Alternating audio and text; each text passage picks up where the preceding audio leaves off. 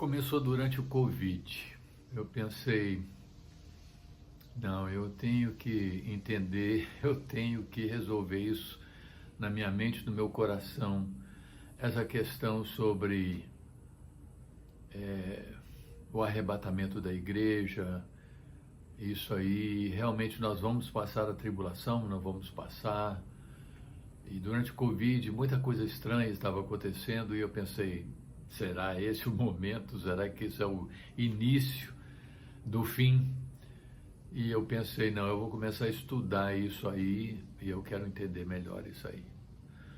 Então eu comecei a estudar mais a partir da teologia do apóstolo Paulo e as coisas começaram a realmente fazer mais e mais sentido. E é isso que eu quero compartilhar com vocês hoje através desse estudo.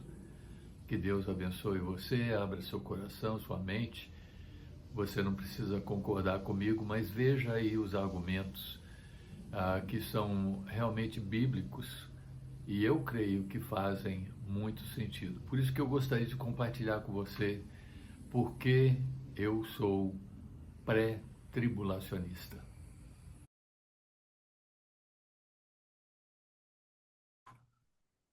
Então, o importante, eu creio que todo cristão que crê na palavra de Deus, crê que Jesus vai voltar, né? Jesus prometeu voltar, a Bíblia fala muito sobre isso, e então, detalhes à parte, todos os cristãos creem e creio que temos que o nosso coração, podemos dizer, arde praticamente de saudades do nosso Senhor Jesus, apesar de que nunca estivemos na sua presença gloriosa, nós temos aquela saudade, como se nós fôssemos feitos para isso, para estar na presença de Deus, na presença do nosso Senhor Jesus Cristo. E então, a gente, às vezes, especialmente quando passa dificuldades aqui na Terra, muitas vezes a gente fala, ai, Maranata, esperamos que Jesus volte logo, né? Ora vem, Senhor Jesus. Então, nós temos em Tito 2:13, nós temos esse versículo que é muito falado dentro dessa perspectiva da volta de Cristo, que é a bendita esperança. Nós aguardamos essa bendita esperança, a gloriosa manifestação do nosso grande Deus e Salvador Jesus Cristo. O apóstolo Paulo fala muito sobre a volta de Cristo aqui e ali, em quase toda a epístola dele, ele tem uma menção aqui e ali sobre isso, especialmente em Tessalonicenses, 1ª e 2ª Tessalonicenses. Ele fala sobre esperar do céu o seu Filho, a quem ressuscitou dos mortos, Jesus, que nos livra da ira que há de vir. Queremos falar muito sobre essa questão hoje. E então, a nossa cidadania, porém, está nos céus, de onde esperamos ansiosamente o Salvador, o Senhor Jesus Cristo. E, portanto, o apóstolo Pedro diz: estejamos com a mente preparada, prontos para agir, estejam alertas e coloquem toda a esperança na graça que lhes será dada quando Jesus Cristo for revelado. É uma palavra muito oportuna, muito importante, porque nós não podemos depender do nosso desempenho. Claro, nós precisamos nos preparar, precisamos estar prontos, como ele mesmo disse aí, né, com a mente preparada, com o coração preparado para a volta de Cristo, para esse encontro. Mas ao mesmo tempo sabemos que quando houver esse encontro, vai depender, a nossa esperança é na graça de Cristo, na graça de que Ele nos perdoou, Ele nos redimiu, Ele nos comprou de volta e nós pertencemos a Ele. E em 2ª Tessalonicenses 1:10 diz: isso acontecerá no dia em que Ele vier para ser glorificado em seus santos e admirado em todos os que creram, inclusive vocês que creram em seu nome e testemunho. Então, temos vários versículos, esses são apenas alguns. Então, hoje nós queremos falar sobre 7 razões. Eu gostaria de compartilhar 7 razões pelas quais eu cheguei à conclusão de que a visão pré-tribulacionista faz mais sentido. E vamos explicar um pouco mais sobre esse termo, né? Pré-tribulacionismo simplesmente significa antes da tribulação, né? E no caso, que o arrebatamento da igreja seria então antes da tribulação vir sobre todo mundo. Aí tem um sinal de mais aí no final, porque eu também quero discutir mais duas questões que não creio que sejam talvez argumentos tão fortes quanto esses, mas são importantes também. Então, ao final, mencionar esses aí também. Nós vamos ver rapidamente os números 1, 2, 3 e 4 e depois passar mais tempo no 5 e aí um pouco no 6 e o 7. Ok, antes de entrar nessas questões, eu queria, e não se preocupem aí com a quantidade de informação aí. É simplesmente para lembrar que o profeta Daniel recebeu esta informação, essa visão do anjo Gabriel. No capítulo 9 de Daniel, nós podemos ver aí, especialmente os versículos 24 a 27, que lendo rapidamente parece que, ok, não tem muita coisa, mas se você parar e ver detalhe por detalhe, e ver comentários bíblicos, entender o que está por trás disso, as semanas e tudo isso, então a gente sabe que o termo aí traduzido por semana pode ser entendido como 7 anos. E então a gente tem aí 7 anos mais 62 anos, 69 anos, que seriam 483, né, anos, até a chegada do príncipe eleito, do Messias, o ungido, o Messias, e então é mencionado no versículo 26 de Daniel 9 que a cidade e o santuário seriam destruídos. Isso aconteceu, historicamente verificável, aconteceu no ano 70, né, depois de Cristo, né, o ano Domini. Então, essa profecia de Daniel é a cronologicamente mais completa e específica que nós temos no Antigo Testamento sobre a vinda de Cristo. E não só a primeira vinda, como algo sobre o final do tempo, né? O final dos tempos. E é isso que nós queremos ver hoje. Isso aqui, então, seria um quadro referencial.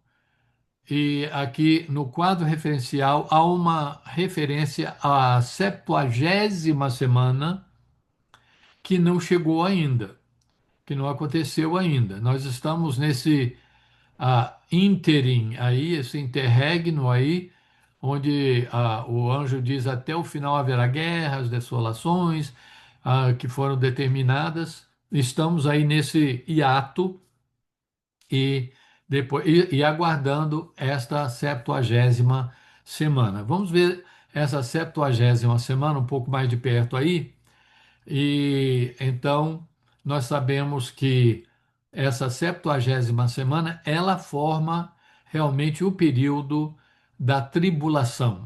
Alguns veem a primeira metade como a tribulação.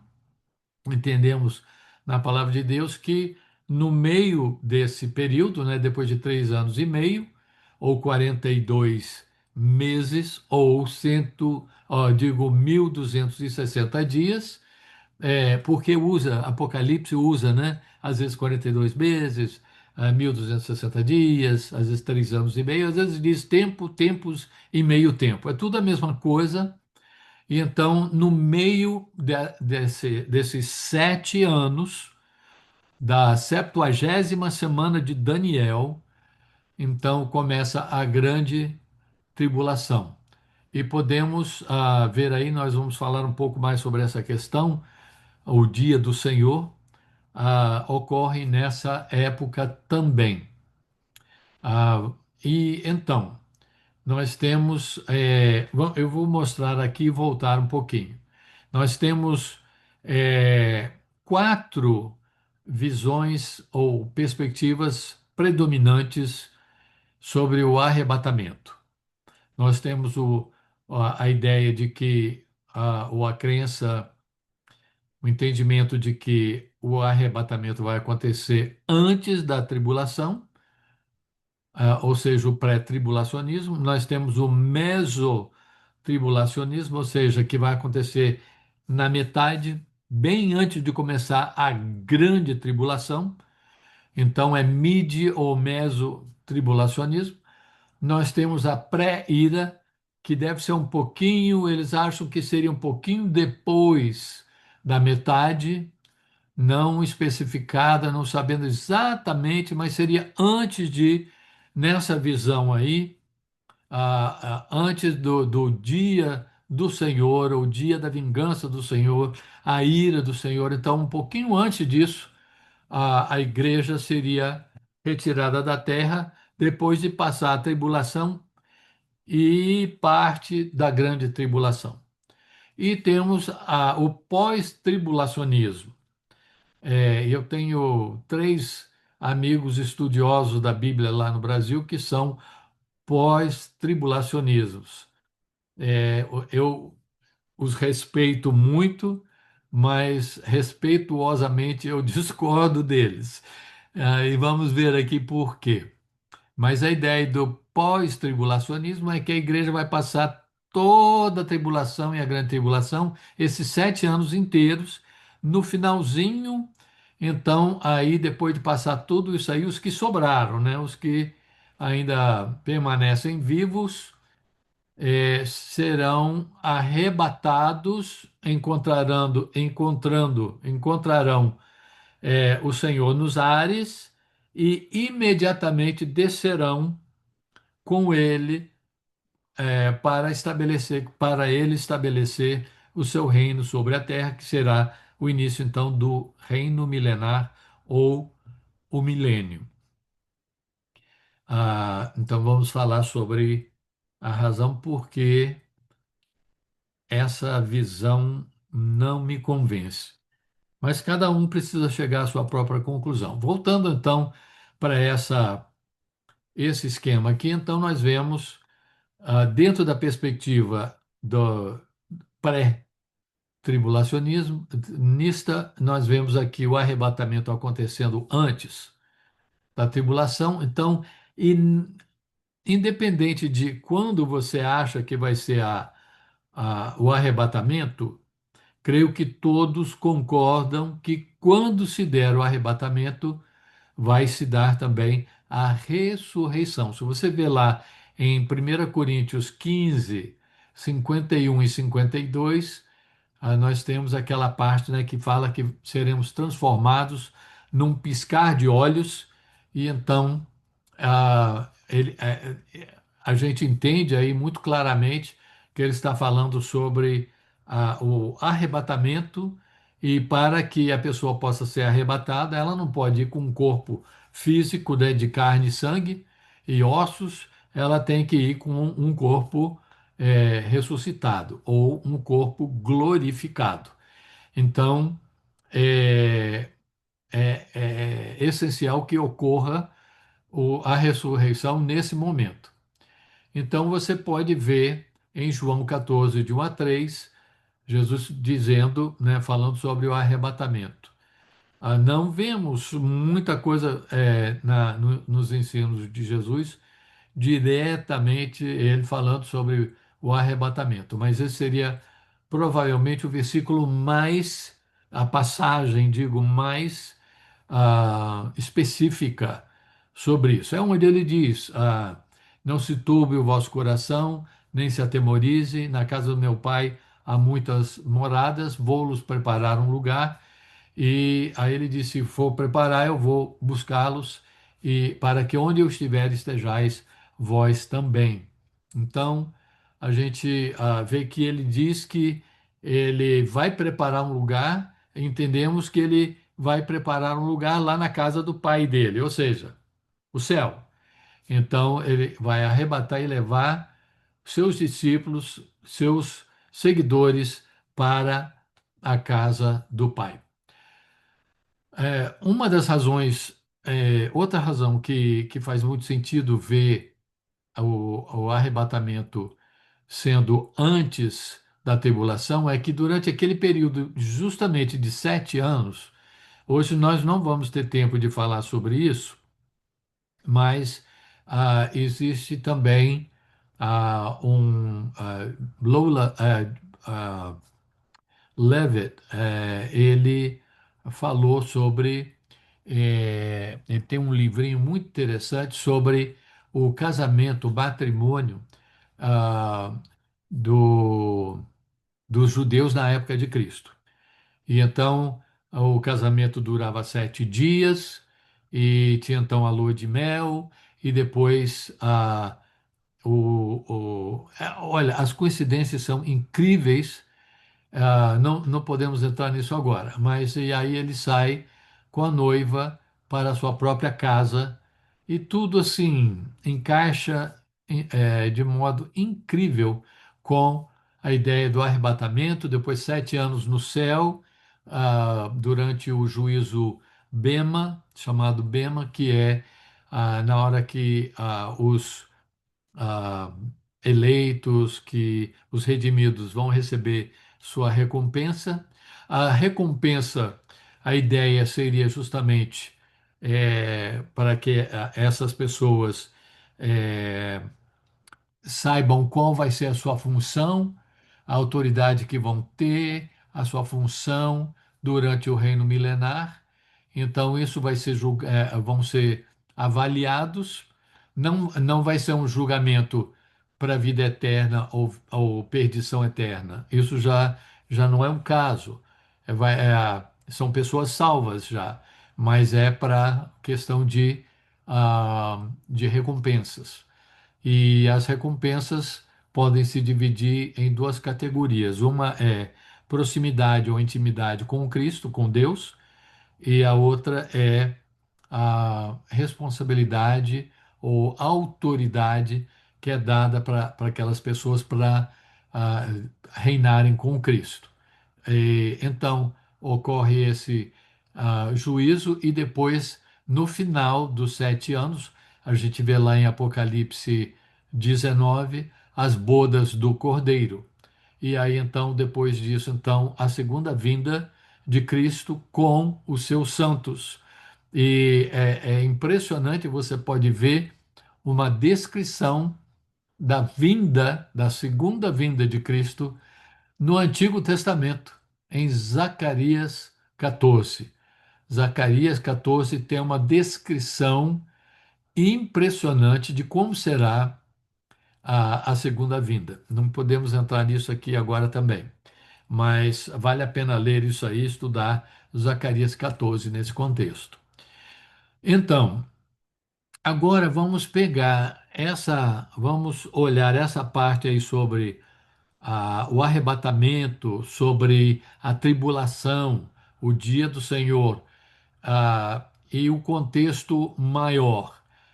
Então, depois que Cristo vier, a sua segunda vinda para estabelecer o seu reino, ele então vai reinar por 1000 anos aqui na terra.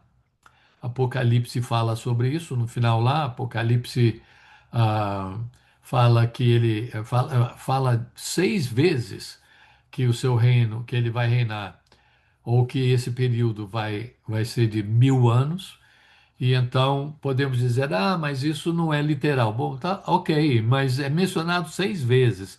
Acho que é uma dica de que vai ser, se não literal, vai ser bem, bem perto de 1000 anos.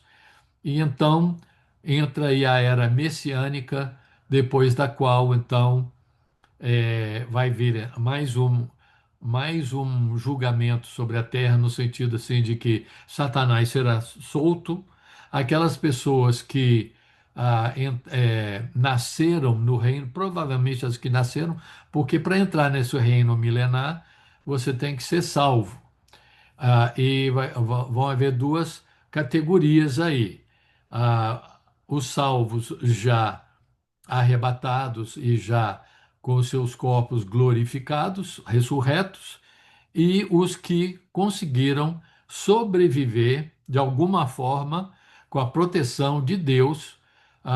Bom, nós temos os 144 mil missionários judaicos, né, que vão estar indo pelo mundo afora, profetizando, evangelizando, e muita gente vai aceitar a Cristo. Joel, inclusive, quando Paulo, o apóstolo Paulo, fala sobre aquele que aclamar o nome do Senhor será salvo, ele fala isso, citando, o apóstolo Paulo está citando Joel, e Joel está falando sobre isso dentro do contexto do dia do Senhor.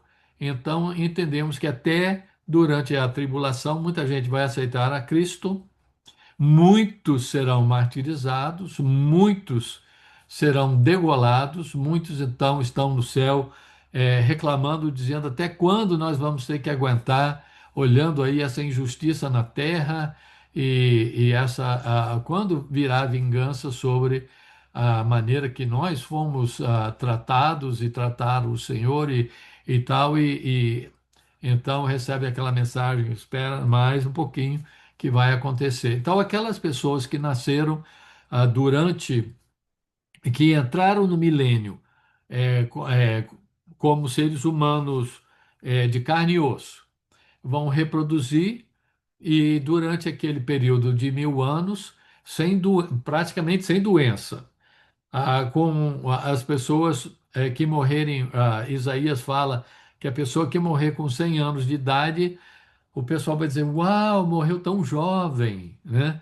Então o pessoal vai viver por muitos anos e então vai haver uma população que vai se multiplicar rapidamente e vai crescer rapidamente. Então, essas pessoas que estão vivendo durante o milênio, essa nova geração, ela precisa ser confrontada. Ok, vocês viveram aqui numa coisa gloriosa, mas vocês têm que fazer a sua decisão. Vocês têm que receber a Cristo também como seu Senhor e Salvador. E então o diabo é solto por um pequeno período de tempo para quem tiver em cima do muro fazer a sua decisão rapidamente ah, e então resolver essa questão da sua própria salvação. Depois disso, então, Satanás é jogado no lago de fogo, vem aí então o juízo final, e depois disso, então, a nova terra e o reino eterno, o reino sem fim.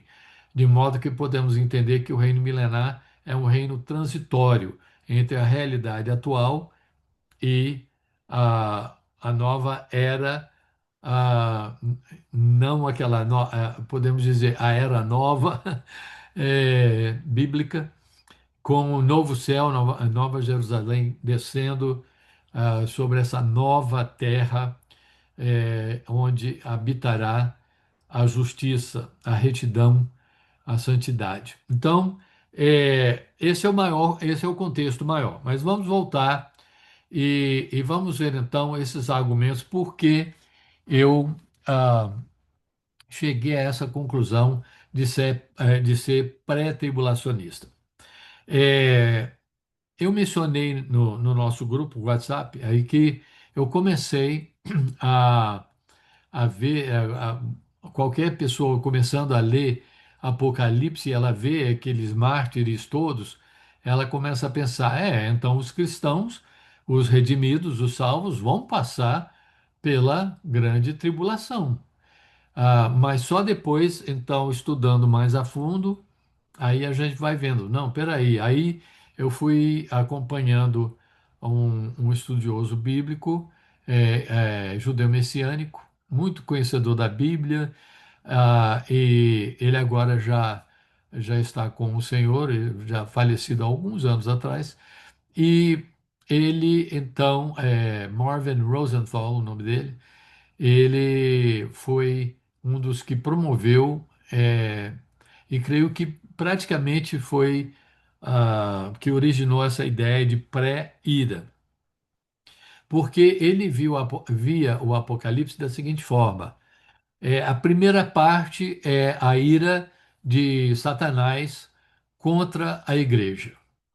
E até começar a grande tribulação, é a ira de Satanás contra a igreja, a perseguição contra os cristãos, mas aí vai vir a vingança de Deus, vai vir o dia do Senhor, em algum momento lá, na segunda metade da tribulação, que seria então a grande tribulação, aí vai vir aí a vingança, a ira do Senhor.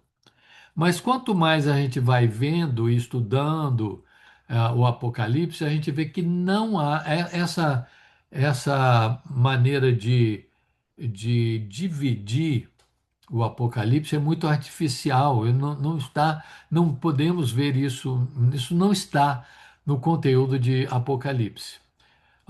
E vamos ver isso daqui a pouquinho também. Então, ah, nós temos aí a primeira razão que eu sou pré-tribulacionista, é uma das razões, é uma razão que, na verdade, nunca vi ninguém usar esse versículo nesse sentido, mas me ocorreu isso um dia.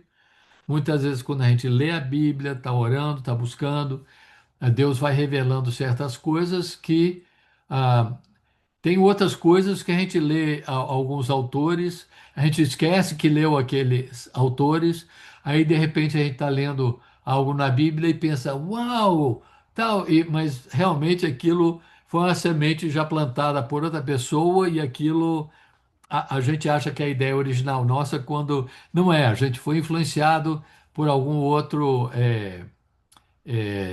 estudioso da Bíblia e tal, e então a gente tem que tomar muito cuidado quem a gente acaba seguindo, não é? Mas esse aqui eu não lembro de ninguém ter usado nesse sentido. Quando Jesus então diz lá em Mateus 16, 18, e também eu te digo que tu és Pedro, e sobre esta pedra edificarei a minha igreja. Qual pedra? O que ele queria dizer? Muitos entendem que é a afirmação de Pedro, né, que tu és o Cristo, o Filho do Deus vivo. Então é sobre esta afirmação que Jesus então estabeleceria, fundaria, edificaria a sua igreja. E as portas do inferno não prevalecerão contra ela. É só assim algo assim interessante é que quando Jesus disse isso, ele estava como que naquela parte onde termina lá o Monte Hermon, numa área chamada Bazã. Se você vê Salmo 22, tem uma referência a Bazã e outros lugares também. E não podemos entrar nesses detalhes aí, mas o fato é que tudo indica que Jesus estava dizendo: Olha, eu estou aqui estabelecendo a minha igreja e as portas do inferno. Ele estava nessa área aí, Cesareia de Filipo, que fica bem perto, ou nessa área geográfica de Bazã, que fica na base aí do Monte Hermon, que é um lugar que tem uma história muito forte aí sobre, que tem a ver com Gênesis capítulo 6. Então, aí já é outra. Eu espero que o próximo estudo a gente vai poder falar sobre Gênesis 6, mas hoje nós vamos ficar por aqui mesmo. Mas é só entender que Jesus então estava como que é uma afirmação, tudo que Jesus dizia, se você for ver o que está por trás, tem muita coisa. Em poucas palavras, ele dizia muito mesmo. E a gente tem que então estudar e ver para entender melhor. Mas vamos lá. Então, Jesus disse: "E as portas do inferno não prevalecerão contra ela." Bom, se a igreja estivesse na terra durante a tribulação, certamente as portas do inferno prevaleceriam contra ela. Ou seja, o anticristo, a besta do Apocalipse, vai receber muita autoridade de Deus, vai receber muita autoridade de Deus para realmente reinar sobre a terra e vai ter e Apocalipse diz, inclusive Daniel fala que ah, por um período de tempo ele vai ter poder sobre até as pessoas que querem resisti-lo e seguir a Deus e tudo isso. Então, mas Jesus disse que as portas do inferno não prevaleceriam contra a igreja. Então é algo para a gente pensar aí. Bom, então a igreja, tudo indica que não estaria, não passaria esse período. Esse é apenas um primeiro argumento. A gente não pode basear toda a ideia pré-tribulacionista sobre isso, claro, mas é um começo, é um pontapé inicial. Em segundo lugar, a questão da iminência. O que é iminência? O dicionário diz que é uma condição de algo que é iminente, algo que está prestes a acontecer. No sentido profético, significa a qualquer momento, a qualquer momento. Então, qual a ideia, em termos de arrebatamento? Como que o arrebatamento, em que sentido ela é iminente?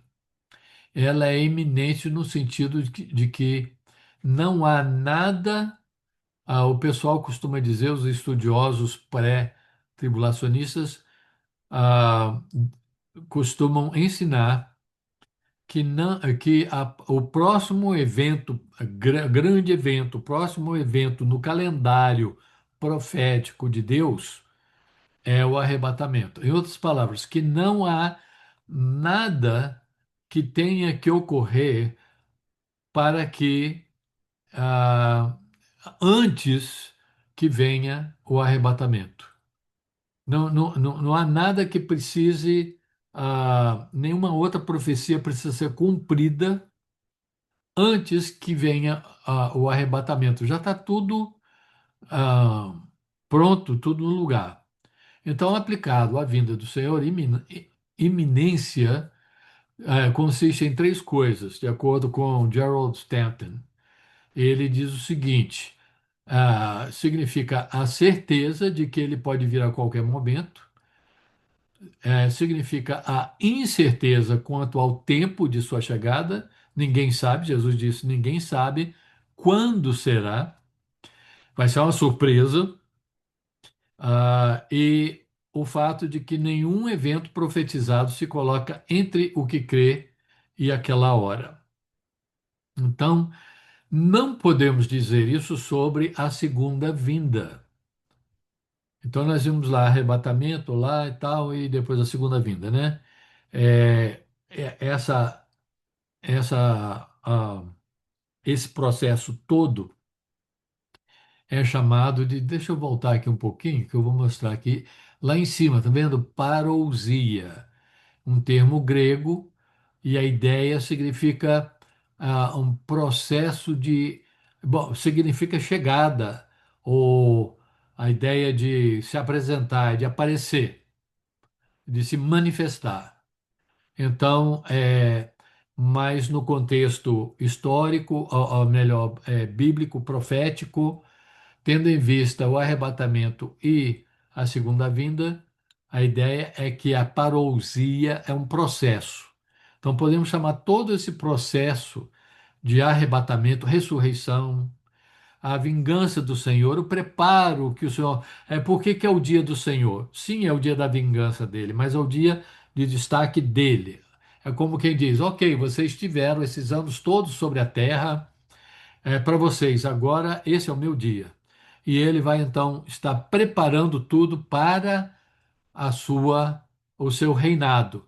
Então é o dia do Senhor, é tudo isso aí até a sua segunda vinda, que então esse processo tem a ver. Então, aqui nós vemos que a segunda vinda, que é o final daquele processo de parousia, a segunda vinda não será iminente, porque se pode calcular. Em outras palavras, você dizer assim: olha, se você está na tribulação, não é o caso da pessoa na tribulação dizer: quando será que vai ser a segunda vinda? Quando será que Jesus vai voltar para estabelecer seu reino? Ora, já temos o calendário profético, já sabemos que são 7 anos, dividido em 3 anos e meio, 3 anos e meio, e que só ao final daquele tempo é que Jesus vai voltar para estabelecer o seu reino, ou seja, a sua segunda vinda. Então, é só começar a contar quando foi que começou a tribulação, né, com aquele acordo da besta ou do anticristo com Israel, etc. e tal. Então, ok, começou, então vamos contar e o pessoal vai saber quando vai ser a segunda vinda. Então, não há uma iminência para a segunda vinda, e sim para o arrebatamento. Espero que isso tenha feito sentido. É, que eu consegui me explicar. A segunda, digo, a terceira diferença, a terceira razão que sou pré-tribulacionista é a diferença entre as descrições. Então, antes da gente entrar nas diferenças das descrições, eu queria colocar uma coisa aqui. É, Alguns dizem, alguns estudiosos que são pós-tribulacionistas, afirmam categoricamente, dizem, a Bíblia em lugar nenhum fala sobre duas vindas. A Bíblia não fala que vai haver um arrebatamento e 7 anos depois uma segunda vinda.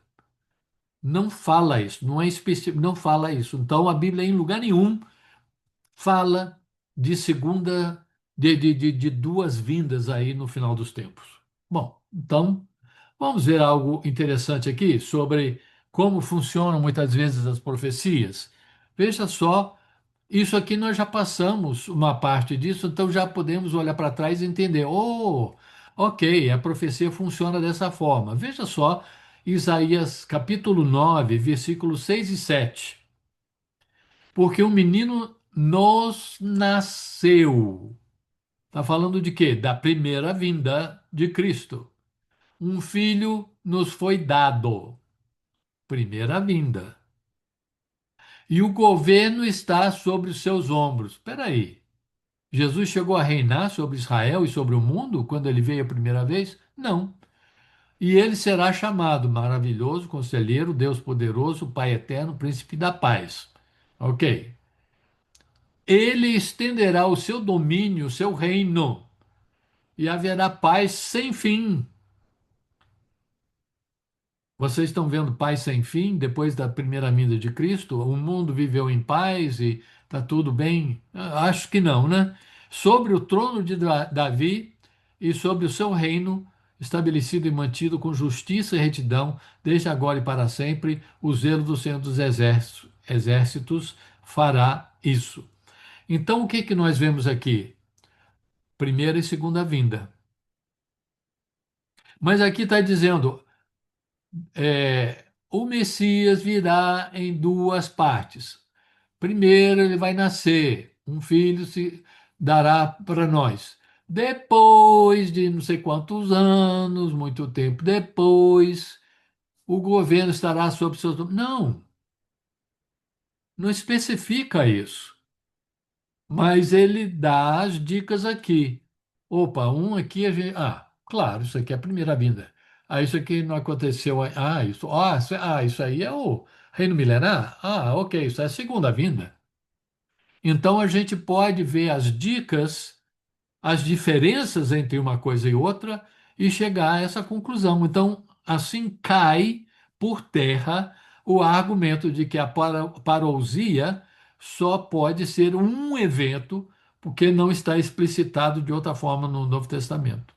Não, mas nós temos as dicas. Não temos um versículo que diz, olha, ele vem depois de 7 anos, ele veio. Não, mas temos as dicas e vamos ver essas dicas agora. A grosso modo, em termos gerais, podemos dizer que são dois eventos, porque primeiro nós temos uma descrição, especialmente em 1 Tessalonicenses 4:17, nós temos uma descrição sobre a questão de que os redimidos sobem e encontram com Jesus nos ares. E de acordo com Jesus em João 14, que nós já citamos, de 1 a 3, vamos para a casa do Pai. Então, não vamos subir, encontrar com ele e descer de novo, nós vamos para a casa do Pai, e então, depois, nós encontramos, como em Apocalipse 19, 13 e 15, nós encontramos uma descrição de que os redimidos estão com Jesus e vão voltar com ele. Então é que eles sobem e Jesus diz: para que onde eu estejais, estejais vós também. Ou seja, daí para frente estaremos com Cristo por toda a eternidade, aqui ou ali, ou onde for. E aqui então, junto com ele, nós descemos, a igreja desce, os redimidos descem com Cristo para participar do seu reino. Então são não são, essa descrição, uma não é compatível com a outra. Na primeira, não fala sobre é, vingança do Senhor na terra naquela hora, não fala de castigo, não fala que todo olho verá. Depois, quando desce de novo, fala em termos de que todo olho verá, fala de o Armagedon, né, dessa guerra. Então, são descrições diferentes, na verdade, incompatíveis, uma descrição com a outra. E se você quiser ver mais a fundo, nós já compartilhamos isso no grupo lá do WhatsApp, mas a gente pode ver a diferença aí do arrebatamento e da segunda vinda. Essas descrições são incompatíveis, fossem um único evento, uma só fase. Ok? Então, nós temos aí, vocês podem ver aí, a diferença que nós temos aí. Ok. Nós temos também um quarto argumento. Por que sou pré-tribulacionista? Os pós-tribulacionistas, existe a posição do pré-milenismo histórico. O que é o pré-milenismo histórico? O pré-milenismo histórico é alguma coisa vai acontecer antes do milênio. É o quê? Jesus vai voltar. Volta justamente para reinar. Então, isso aí eu creio que a maioria concorda hoje em dia com que vai haver um milênio. E esse milênio é quando Jesus vai voltar e reinar. Então, mas ao falar pré-milenismo histórico, o argumento é de que os pais da igreja ensinaram que a igreja vai passar pela tribulação. Mas algumas, e eu coloquei aqui meio fora de alcance, mas aqui está mais um livrinho pequenininho que fala sobre esse estudo que esse autor fez diretamente do grego.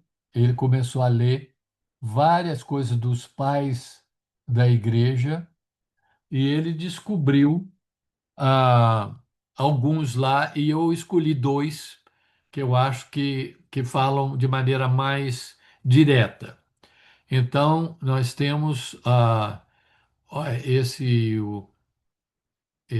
ou seja, o que o pessoal, antes de entrar no que o Irineu, o pai da igreja, falou, veja que por que que eu coloquei aqui John Darby, em 1800 a 1882, não criou o arrebatamento, ou o arrebatamento pré-tribulacionista, melhor dizendo. Ah, por que que eu coloquei isso aí? O que que isso tem a ver? É que o pessoal pós-tribulacionista, ou alguns meso ou pré-ira, é, gostam de dizer que esse John Darby, um estudioso da Bíblia, ele é que começou essa ideia de que o arrebatamento seria antes, porque a igreja, os pais da igreja, não, eles acreditavam, eles criam que a igreja ia passar a tribulação. Então, esse John Darby é que, não, não, não, eu estou vendo assim, estou vendo assado, e a gente pode entender o seguinte: não, John Darby, ele não criou essa ideia do arrebatamento pré-tribulação. Ele apenas promoveu, ele promoveu isso aí e, de certa forma, redescobriu isso aí. Veja que Irineu, que viveu do ano 130 até o ano 2002 depois de Cristo, discípulo de Policarpo, o que é importante, porque Policarpo, um mártir muito conhecido aí na história da igreja, foi um discípulo do apóstolo João. Então, Irineu, discípulo de Policarpo, Policarpo, discípulo do apóstolo João, disse: E, portanto, quando no fim a igreja for subitamente arrebatada deste mundo, então se diz que haverá tribulação, como nunca houve desde o princípio. Irineu disse ter aprendido aos pés de anciãos que haviam interagido com os apóstolos. Então, nós temos isso na história da igreja que o pessoal ou desconhece ou ignora. Nós temos um segundo, existem outros, alguns outros eu achei um pouco vago e tal, então esse aqui está bem mais específico, um tal de Efraim, o sírio, que viveu um pouco mais tarde, né, no ano 306 a 373 depois de Cristo. Ele diz: Pois os santos e eleitos serão reunidos antes da tribulação e não verão a confusão e a grande tribulação que virá sobre o mundo injusto. Então, e várias outras referências similares foram encontradas nos seus escritos, como os santos e justos são escolhidos e reunidos no porto da vida para que não vejam a tribulação. Bom, agora vamos ao ponto 5, que é a igreja escapará da ira. Esse ponto é muito importante. Em primeiro lugar, eu coloquei isso aqui de um outro estudo sobre a salvação, que é sobre a ira de Deus em geral, que é a ira de Deus sobre sobre os injustos, os que não querem se arrepender, os que não querem ser salvos, eles permanecem debaixo da ira de Deus. Para sair debaixo da ira de Deus, a pessoa precisa se arrepender e colocar a sua fé em Cristo. Aí ela ela deixa de ser filhos da ira, como diz lá em Efésios 2, 3 e 5, 6. Então, a ira de Deus está sendo revelada do céu contra toda impiedade e perversidade. Só que agora o dia do Senhor, o dia da ira do Senhor vai ser muito pior ainda. Vai ser isso multiplicado por 1000 ou mais. Então, Isaías 13 é uma das passagens que fala sobre o dia do Senhor, e eu diria que é uma das passagens principais, e diz o seguinte: Vejam, o dia do Senhor está perto, dia cruel, de ira, de grande furor, para devastar a terra e destruir os seus pecadores. Castigarei o mundo por causa da sua maldade, os ímpios pela sua iniquidade. Darei fim à arrogância dos altivos e humilharei o orgulho dos cruéis. E aí fala também no versículo 10 sobre estrelas caindo do céu, constelações e o sol escurecendo e tudo isso, e vemos isso em Apocalipse também, que são indícios sobre o dia do Senhor. Você pode ver outras referências bíblicas aí também, em Amós, em Joel, em Sofonias e outros lugares que falam sobre o dia do Senhor e quase sempre estão falando sobre estrelas caindo, o sol escurecendo, a lua virando sangue, né, vermelha, e sinais no céu e tudo isso, e um horror aqui na terra.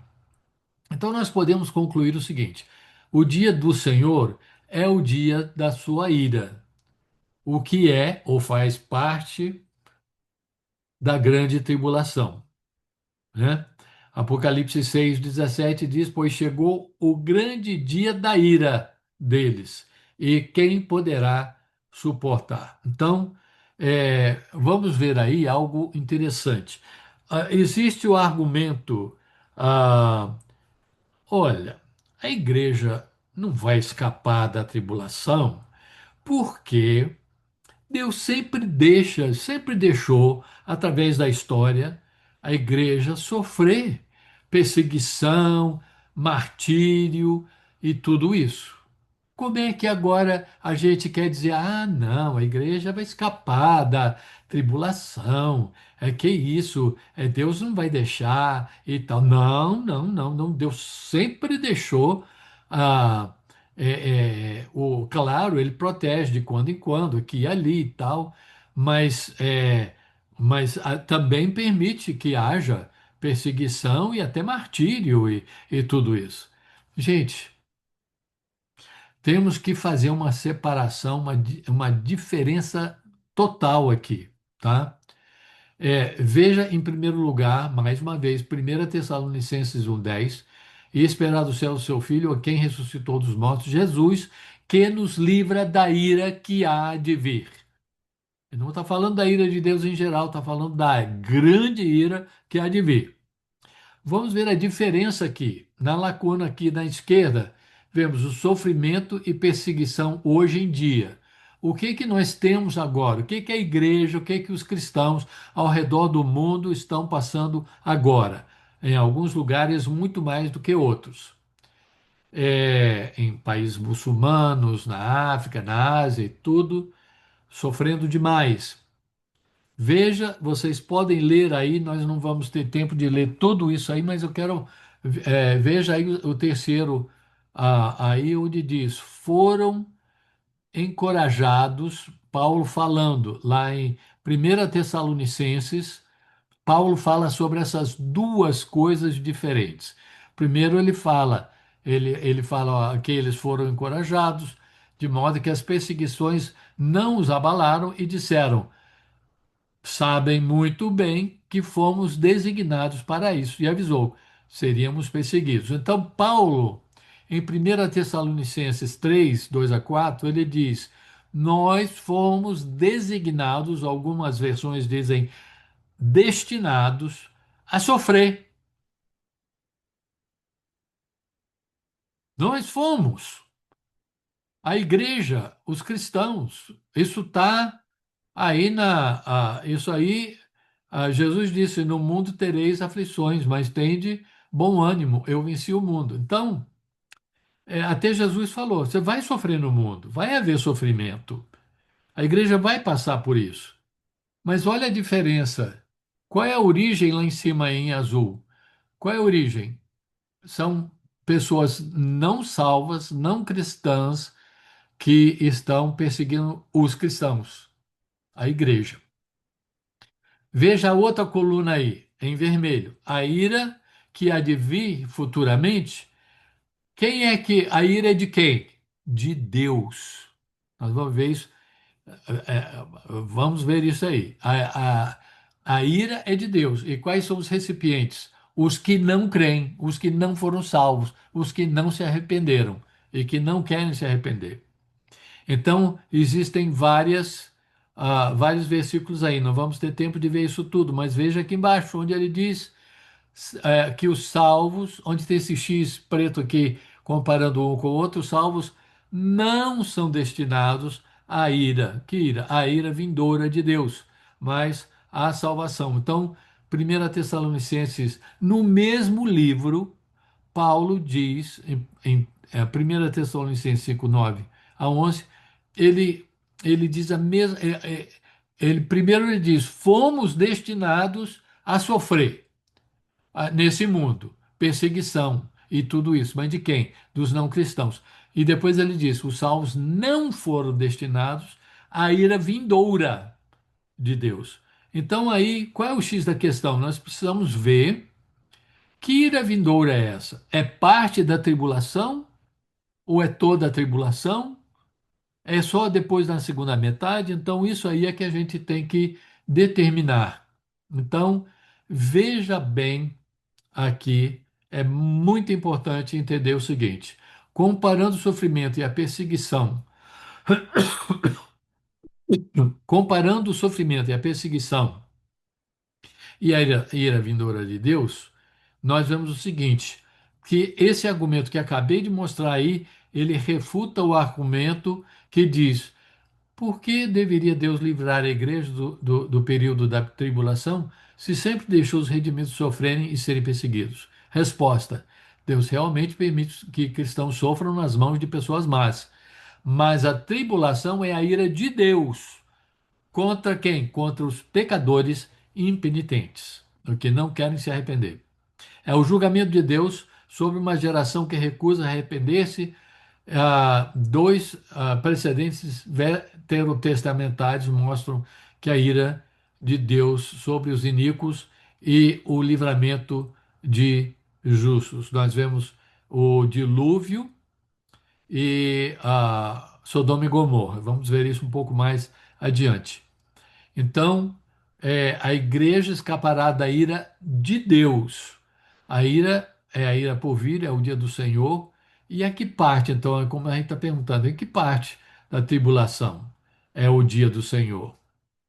Ora, podemos ver também, antes de ver a resposta completa aí, Jesus disse em Apocalipse 3:10, falou com a igreja lá de Filadélfia: visto que você guardou a minha palavra de exortação, a perseverança, eu também o guardarei da hora da provação que está para vir sobre todo o mundo, para pôr à prova os que habitam na terra. Então, é outra promessa de livramento da igreja desse momento de provação. Então vamos ver aí qual parte de Apocalipse tem a ver com o dia do Senhor, o dia da sua vingança. Ora,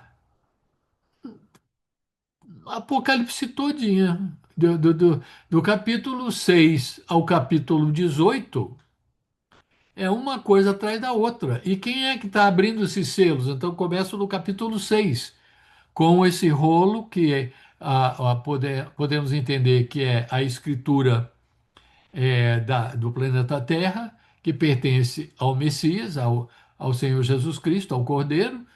E quem é que vai abrindo os selos? Quem que tem a possibilidade de abrir esses selos?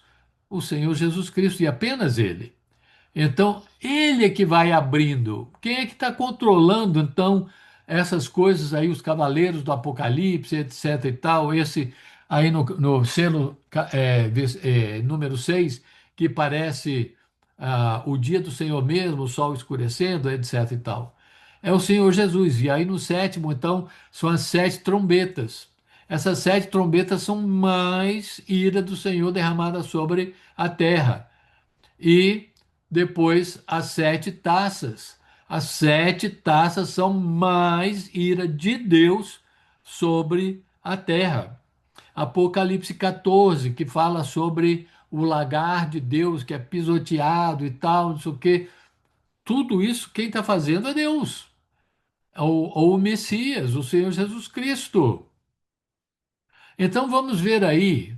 Eu pensei, não, vamos ver aí. Eu quero procurar a palavra ira em Apocalipse. Vamos ver, de quem que é a ira que está acontecendo em Apocalipse? Encontrei a palavra ira no grego, tem duas palavras, né? Tumos e orgé. Não, não sei se estou pronunciando corretamente, não sou catedrático em grego, muito longe disso, mas a gente tem instrumentos, né, e comentários e tudo isso, e então a gente pode ir lá vendo que essa palavra ira aparece no Apocalipse 10 vezes se referindo à ira de Deus e apenas 3 vezes a ira que não é de Deus. E na verdade, a ira ou fúria nesses últimos dois aí são a mesma coisa em capítulos diferentes, falando sobre a fúria da prostituição da Babilônia. E essa fúria, essa palavra tumos, pode significar paixão, algo bem apaixonado, uma prostituição, então, furiosa, cheia de paixão.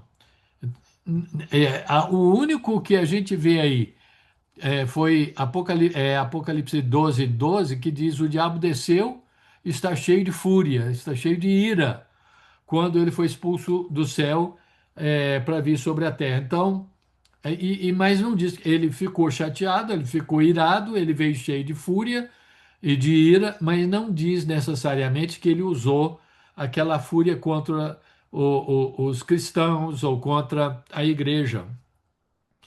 A gente vê que a gente pode dizer que ele usou, mas eu estou dizendo que não há uma referência em Apocalipse que diga isso. Mas quanto à ira de Deus, a gente vê em Apocalipse 6,16 a ira do cordeiro, uma coisa tenebrosa. 6,17, a ira do entronizado, fala, vi aquele que estava no trono e do cordeiro e a ira dele.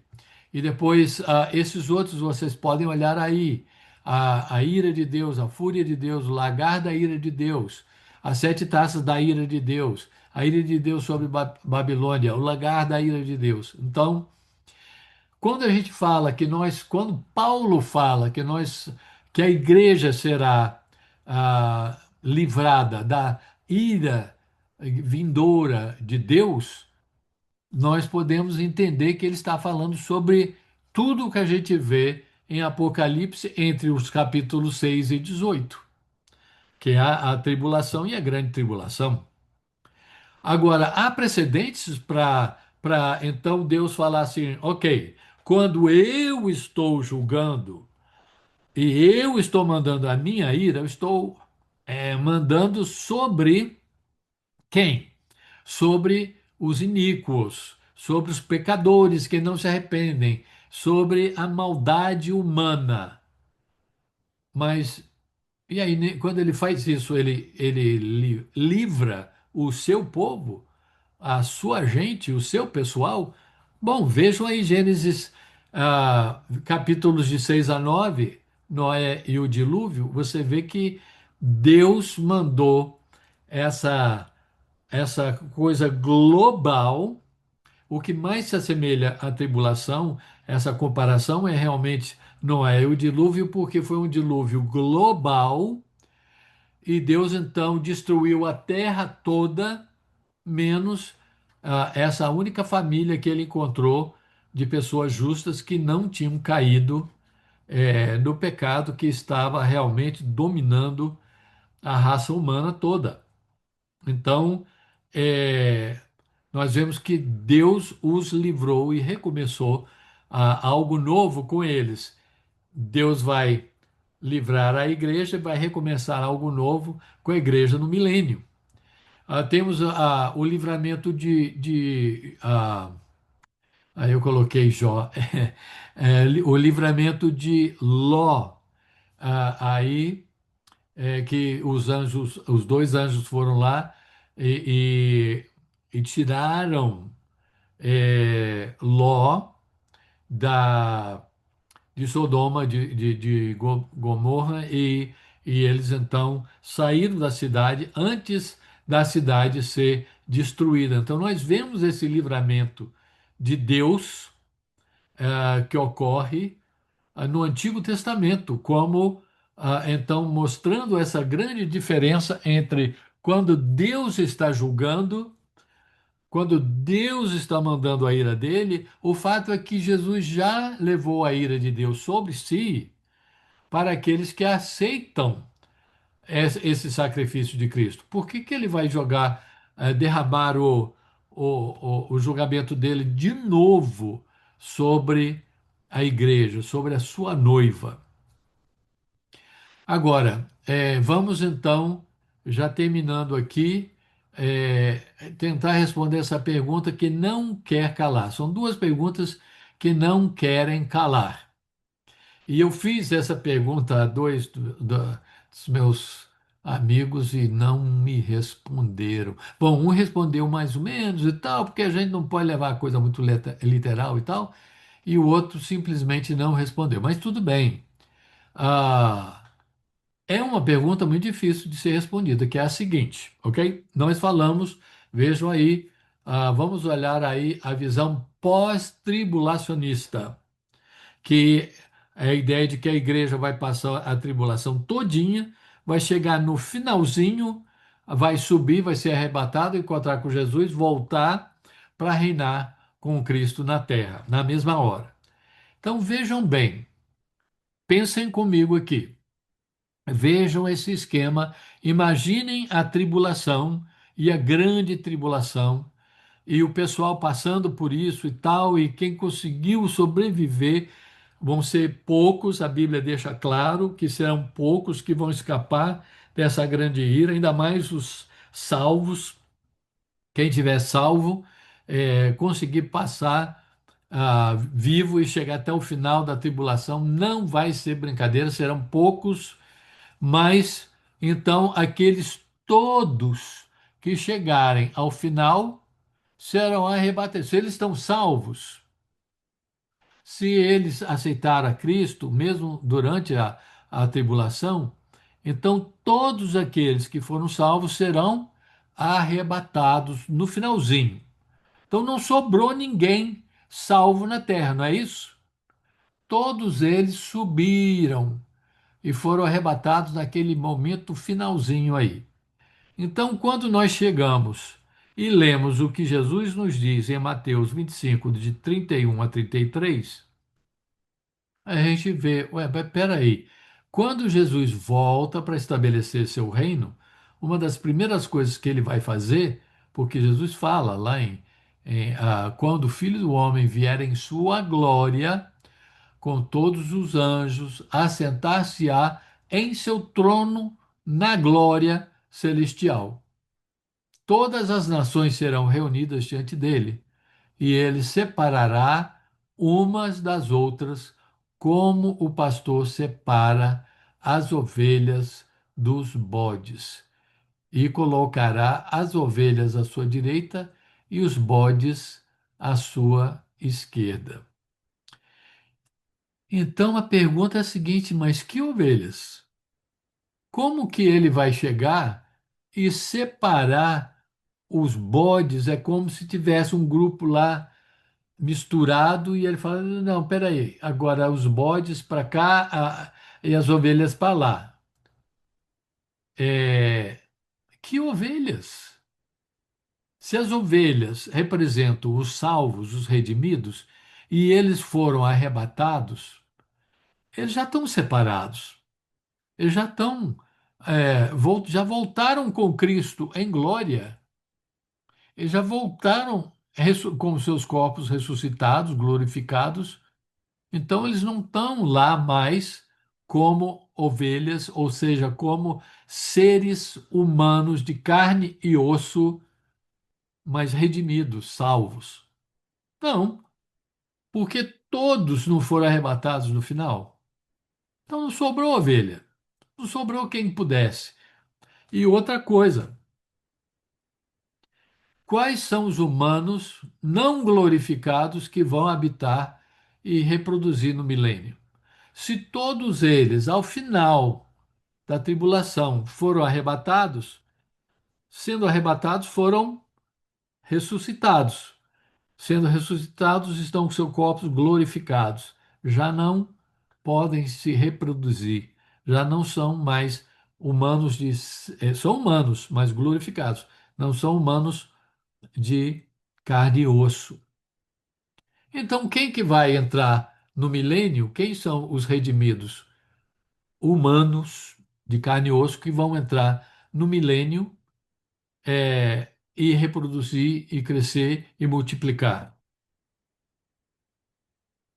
Se eles todos foram arrebatados no final da tribulação. Então, para mim, de todas as teorias, essa teoria da pós-tribulacionista é a que menos faz sentido. Bom, nós temos que terminar agora, já passamos do horário, mas queria apenas mencionar, se você tiver aí depois vendo a gravação, ou se você quiser tirar uma foto ou algo assim, vocês podem ver isso com mais calma depois. Eu não estou colocando isso como um dos 7 argumentos, mas é um argumento,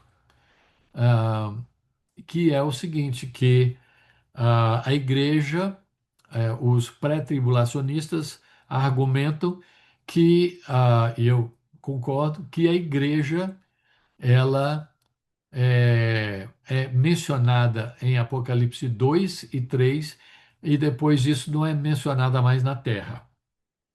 Então, ao todo, a palavra igreja ou eclesia aparece 20 vezes em Apocalipse, de forma que, mas ela só aparece, vocês podem ver aí, no capítulo 6 e 18, dependendo da sua interpretação. Alguns acham que os 24 anciãos representam a igreja, já no seu estado glorificado, com Cristo, reinando, já começando a reinar com Cristo. Ah, então, pode ser que a igreja apareça aí, mas nesse sentido, mas no céu e não na terra. A, a igreja não é mencionada sobre a terra mais, e ela é mencionada como a noiva do Cordeiro e como a esposa do Cordeiro. E a pergunta que o pessoal faz é: por que que Jesus, se ele já morreu na cruz, já passou aquele sofrimento todo para redimir a sua igreja, ele já morreu por ela, para resgatá-la, para redimi-la, por que que ele faria com que ela passasse essa mesma tortura, esses horrores que o mundo vai passar, da ira acumulada de Deus sobre os iníquos? Por que que ele faria isso? Por que que Jesus torturaria sua noiva antes do casamento, antes das bodas? Então, é a pergunta que o pessoal faz nesse sentido. Então, e não há nenhuma instrução em Apocalipse, Paulo não dá nenhuma instrução específica. Olha, então a igreja vai passar por esse período, então prepare-se, façam isso, façam aquilo, baby, bababá. Não, não existe nenhuma a declaração assim de preparação específica nesse sentido. É o que os pré-tribulacionistas muitas vezes argumentam. E, por fim, ah, o argumento sobre Israel. A ideia de que a tribulação, na verdade, ela é destinada à nação de Israel para preparar, para purificar e preparar Israel para o milênio. Ou seja, os que não receberam a Cristo como seu Senhor e Salvador, os que permanecem irredutíveis, e então Deus vai mostrar durante a tribulação coisas assim tão é, impactantes que Israel vai dizer: nós precisamos de Deus, e eles vão então ver quem é o Messias de verdade ao final desse processo. Então, nós temos em Jeremias, inclusive, um versículo que fala como será terrível aquele dia, sem comparação. Será tempo de angústia, e aí o que que ele chama esse período? É um tempo de angústia para Jacó, ou seja, para Israel, mas ele será salvo. E também Daniel, capítulo 12, 1 diz: haverá um tempo de angústia, como nunca houve desde o início das nações até então. Daniel estava querendo saber qual era o futuro da nação de Israel. E nós vemos em Zacarias 12, de 9 a 10, de 9 e 10, que ah, é como se ele falasse, a gente vê o pai e o filho falando nesses versículos aí de Zacarias, é incrível.